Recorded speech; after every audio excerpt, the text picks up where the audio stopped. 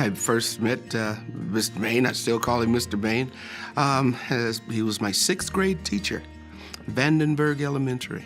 Well, I thought that, here's a guy coming into an inner city school, and we were going to kind of blow him off, and he wasn't going to last long. I was fooled. My goal in life was to be a 6th grade school teacher. I never looked at the kids about the color of their skin or their ethnicity or their background. They were just typical 6th grade kids that are very coachable, very teachable, and also can be real rascals and get into all kinds of mischief. And I enjoyed that. It was lots of fun. That God put this man in my life, that he sat me down 1967 and talked to me. There was a lot of civil unrest going on, particularly in inner cities all across America, right here in Grand Rapids. And here's somebody that sat me down and talked to me that, you got a future, and you're not the same. You can't just do what others do. You have to make decisions for your life.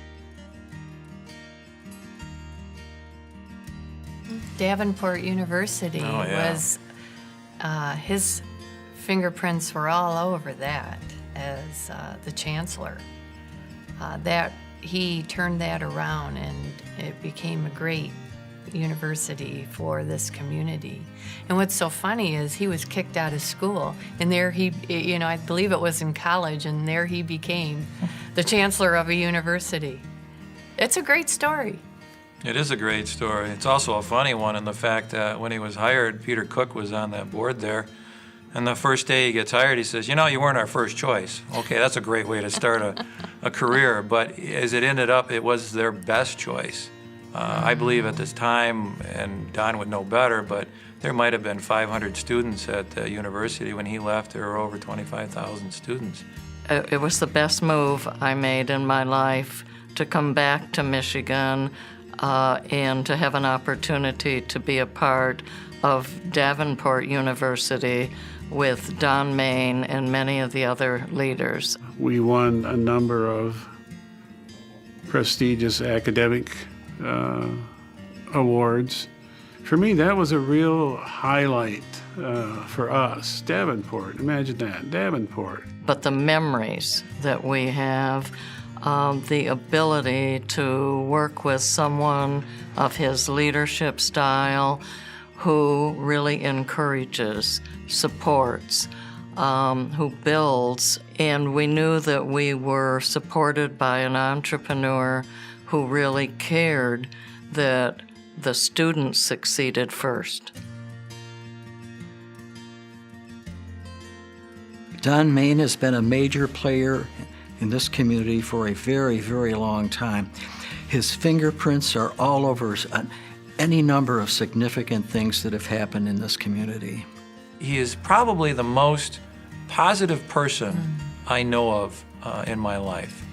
Don has a unique quality about being able to look at the positive sign of everything. Even at what we would perceive to be a negative, Don can find the positive piece in that, and he can make it into something that's happy as opposed to something that's sad. At 57, I had to ask the board for an early medical retirement. I had so many people say to me, gee, I'm really sorry this has happened to you. And I would look at them and I would think, I'm still having fun. I just went to work every day and I still enjoyed it and got just as excited as the first day. He's a great mentor, and he's so in tune with people. He just amazes me. He'll send me an email, or I'll get a voicemail, and he just knows when to say the right things at the right time. And I will email him back and go, how did you know that? Don, I really appreciate you. All you've done for this community. You are a hero to so many of us and a hero to me.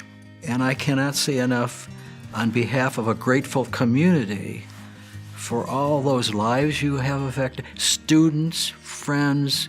You've made a wonderful difference to a lot of people. Redwood. That's a good way to describe Don. He's a redwood. Think of the redwood trees out west and how stately they are, and they're kind of pillars, if you will, in a community. And Don's a redwood, if you were to describe him. It's a great word to use.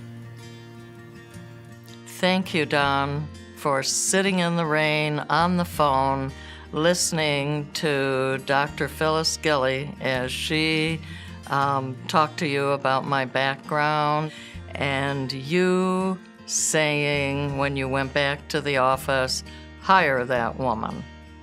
Thank you that you took time to talk to a young man that was aimless, whose father was an alcoholic, did not care about his children, and yet here was a male that took time and impacted a life.